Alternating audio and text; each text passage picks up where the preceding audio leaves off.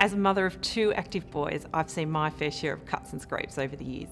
Here are my tips on how to treat a cut or abrasion at home. But remember, if in any doubt, always seek medical advice. Well, the first thing you have to do is assess the type of wound to establish if you're able to treat it yourself at home. Look at the size and the depth of the cut, and if in any doubt, always seek medical advice. If you think it's a flesh wound or a mild abrasion, start by washing your own hands before treatment.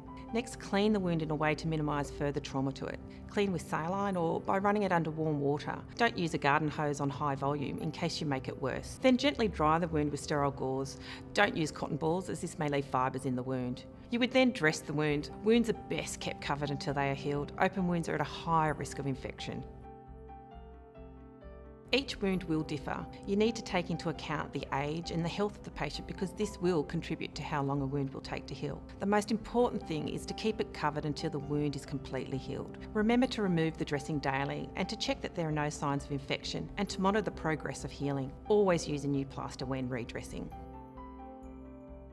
The first signs of infection are increased pain in and around the wound, if it's getting worse rather than better after a day or so. If you experience a green or yellow discharge, clear or straw coloured discharge is normal as long as it's not excessive. Another signal it may be getting infected is if it feels warm and looks red around the wound.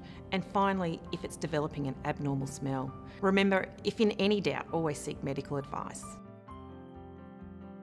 A moist, not wet environment stimulates activity within the wound bed, allowing cells to repair. Moist wound healing has been found to allow for faster healing of minor cuts and scrapes than with an ordinary bandage. A wound left to dry out and form a scab is far more likely for further trauma, so knocking off the scab and prolonging the healing of the wound. Allowing a scab to form and dry out makes it far more difficult for new cells to repair under a hard scab. The best indication that a wound is healing is if you see a reduction in redness around the wound and a reduction in the swelling. Also a reduction in pain around the wound and if the wound seems to be getting smaller. Once again, keep checking under the plaster to note any changes to the wound. Every family should have a first aid kit or cupboard that is out of reach for toddlers and little ones. I recommend always having a selection of adhesive strips in your home medical kit for different injuries. I also keep a saline wash and an antiseptic cream on hand, as well as some form of pain relief.